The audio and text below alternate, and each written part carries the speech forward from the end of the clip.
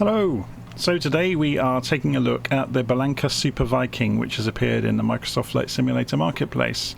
It's been developed by Lionheart Creations, who are the same developer that made the Book of Youngman that you may remember from the simulator. So you can see the aircraft really nicely modelled. We're just using the drone camera here to pan around it quickly to have a look at it. So yeah, the general modelling of the airframe is fantastic. So if we go and zoom underneath the wing here, come and look at the undercarriage. It's well done all the way through, throughout. It's not the highest quality we've ever seen in the simulator, but it's certainly very, very good. And I love these lights. They've done a real good job with that. So let's go and jump in it, shall we, and go and see how it operates. So we're at Boonville in the US, by the way, where I've done lots of test flights recently. So if we go and jump inside, so the first thing you're going to notice straight away is it's not the highest quality inside that we've ever seen. I'm just going to go and remove the Xbox controller here. It's interfering with the mouse controls. So you can see it's not the highest quality we've ever seen in the cockpit. But as long as it's functional normally, I don't really mind that. Unfortunately, there are many things slightly wrong with this, which takes the shine off it, but then it's not very expensive, and I guess there's an element of frustration comes in, because there's a lot of aeroplanes have come out recently where there's just a lot of little things that are wrong with them that, if it had spent another few weeks in development, would have been caught and fixed. Anyway, you can see straight away the resolution of this doesn't match the rest of it. The resolution is, whether this is carpet this is supposed to be or vinyl, I'm really not sure. But it's just now and again you see things inside that don't add up, and they kind of take the shine off of it. Other than that, let's go and see how we do with flying the thing. So look down at the floor, and we'll go and turn the fuel shutoff valve to the left fuel tank. We'll turn the master switch on. Push the mixture all the way in. Prop pitch is already all the way forwards.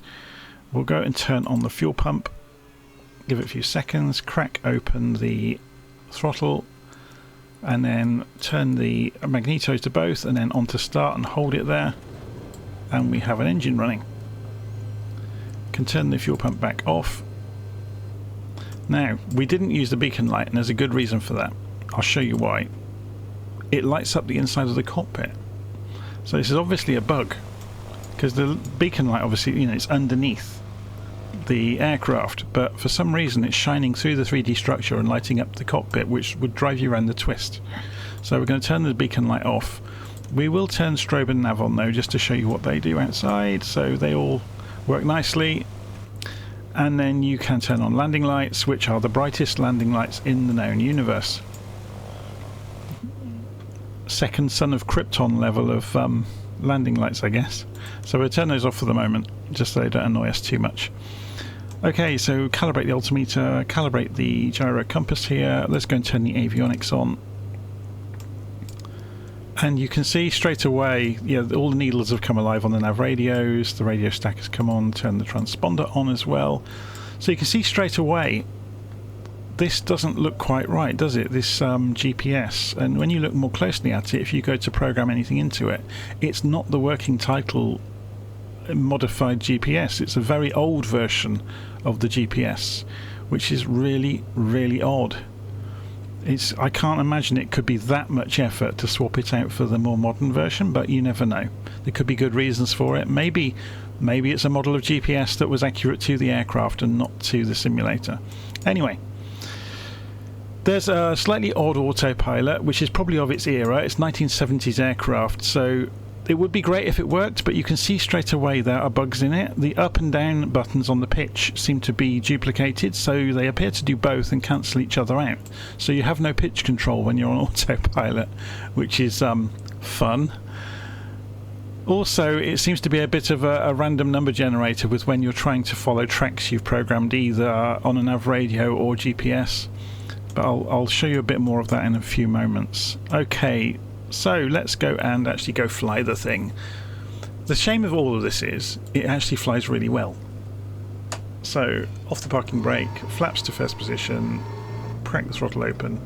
We'll go across the grass here to get to the runway. Trying to avoid the van who is trying to get in our way. It's probably the developers in the van saying, stop being critical of our aeroplane.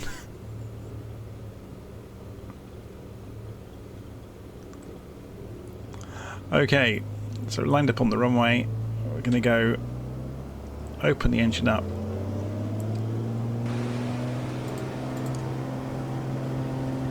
Put the pitot heat on. So 60 knots. And pull back, and we're in the air. Gear up, let's have a look from outside. It's nice animations. So let's pull the flaps up. Obviously we're gathering speed remarkably quickly, but it does go very nose heavy when you retract the flaps. But they are huge flaps, so that's not really a surprise. But it picks up speed remarkably quickly. So we're running at about 75% throttle and we're out to 140 knots, climbing at 1500 feet a minute, which is impressive. So if we turn, aileron response is very, very good. I hardly used the ailerons then, and it rolled quite smartly and sharply. So we're just coming around, holding the same sort of climb rate as we turn back down the valley.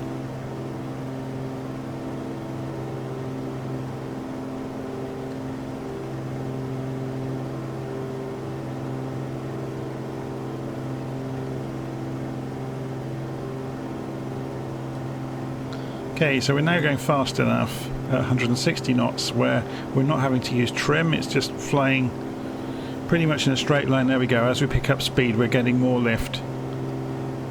So I'm just trimming forwards now ever so gently. So it's a very fast aeroplane. So that's coming up to 160 knots.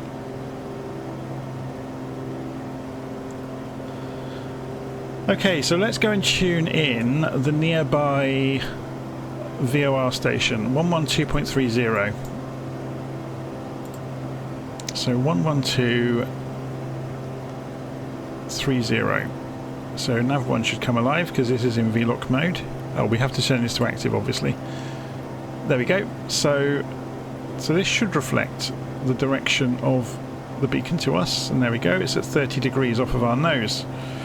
So we'll set heading mode to 30 degrees on the autopilot and we'll go heading, which is already preset on the sub mode on the autopilot. So the autopilot light has come on, so we're still controlling pitch ourselves. Obviously because it's banking it's lost the pitch there, so we're just going to put some trim in.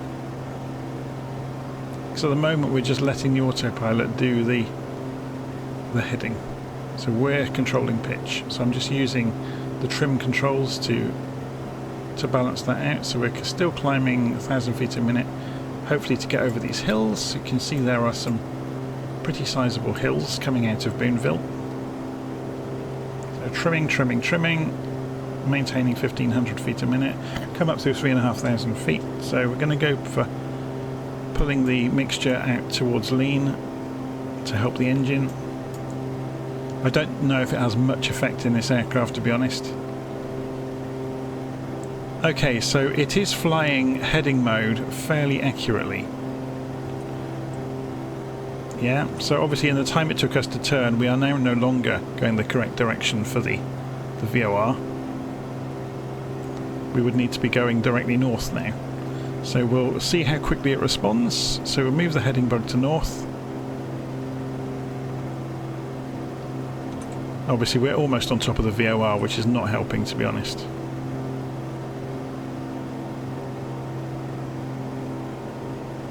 So doing heading mode on the autopilot works fine.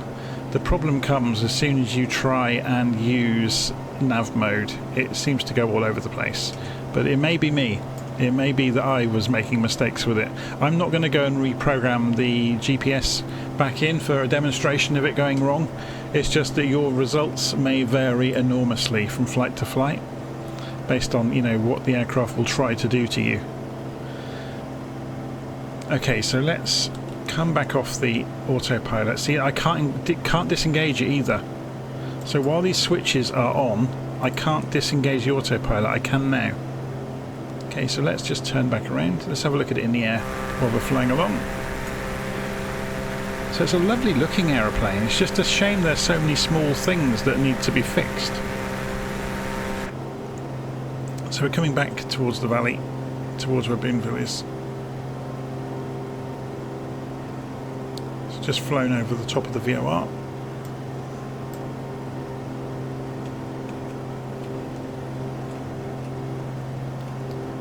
There is no clipping at the edge of the canopy, so you can put the camera through the glass.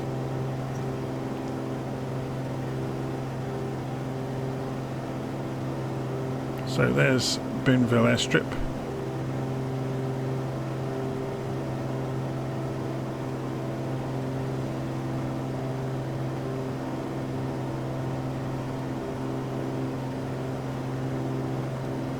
Okay, so while we have some altitude, let's get some major altitude. I want to do a spin test.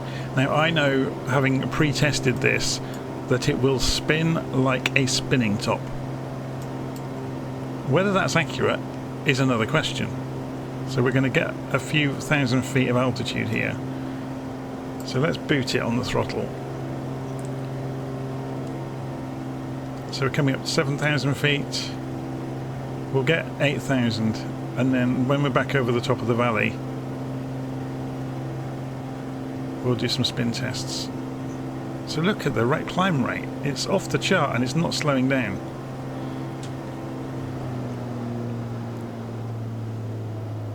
Okay, I've just pulled the throttle. So here comes. We'll hold the same attitude if we can.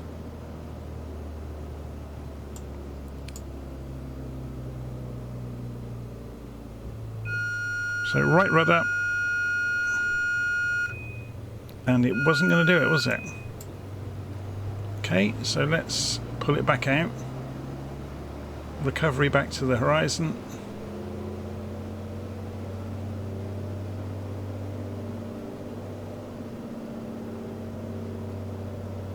So let's get the nose back up, let the speed fall off. So we'll let it stall this time before we chuck in some rudder.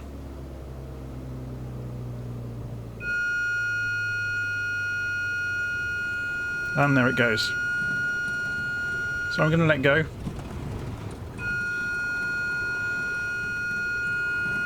So that is not going to come out of that. Yeah, no amount of nose down or rudder is going to make any difference. So we're going to go full power. And as soon as we hit the power, not quite enough. There we go. So come off the throttle now. But we're still right up against the speed limiter. That took some doing, didn't it, to get it out? It's very, very dangerous. So if you do get this into a spin, good luck getting it out if you're below, say, 5,000–6,000 feet.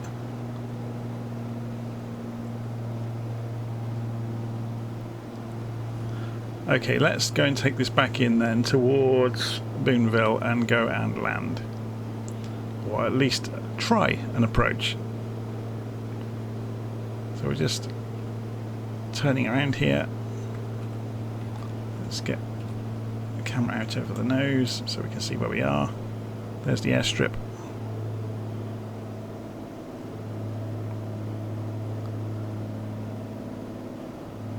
So if we do a straight in approach here, let's go and put our camera in the default position. So we'll come in from one side, get the gear down, which will give us some drag.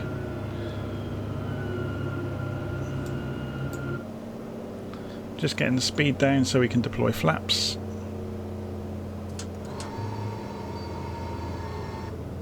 So that's the first stage of flaps. So let's go and have a look at them. They are enormous flaps, aren't they? So we need to keep the speed up so we don't stall while turning in towards the runway. So let's go and... We are quite high though, so we can keep nose down. Let's go for full flaps. They are huge. So if you look at this now, they're almost like speed brakes on a Dauntless or something. Now, whether that is because it is very heavy because of the powerful engine, I don't know. So let's just lose a little bit of this height. Keep it about 80 miles an hour or 70 knots in the approach.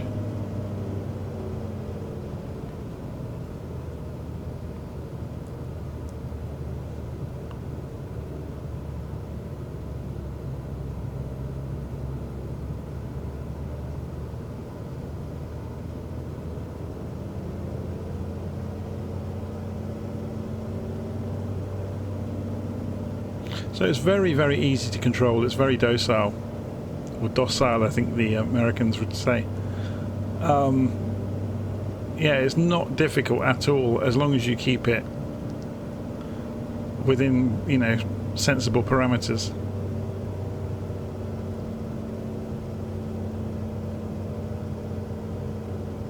Obviously, we've got the advantage of a nice still day, which is helping. So put it to glide, let it fall over the runway, see where it falls onto the runway. So I'm just holding it off the runway on the elevator. There we go. Did you notice we had an awful lot of aileron response even during a glide with full flaps? That's not always the case with aeroplanes.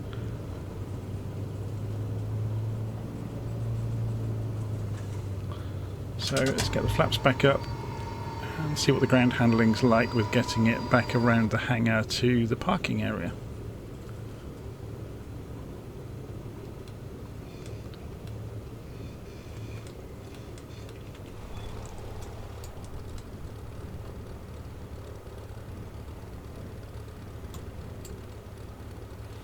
I think the ground handling is actually very good. And to be honest, in this sort of situation, an aeroplane wouldn't do this under power, it would be pushed. They'd either attach a trolley to the front wheel or hold the wingtips.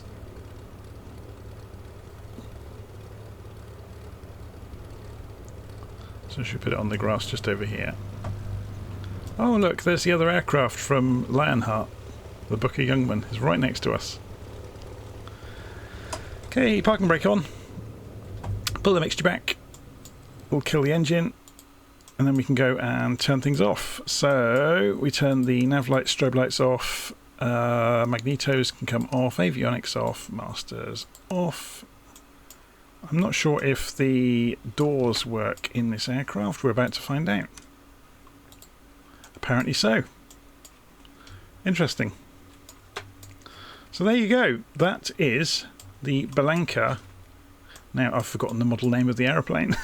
I've done so many reviews recently. The Bellanca Super Viking from Lionheart Creations, and there's its sister aircraft from Lionheart, the Booker Youngman. So there you go.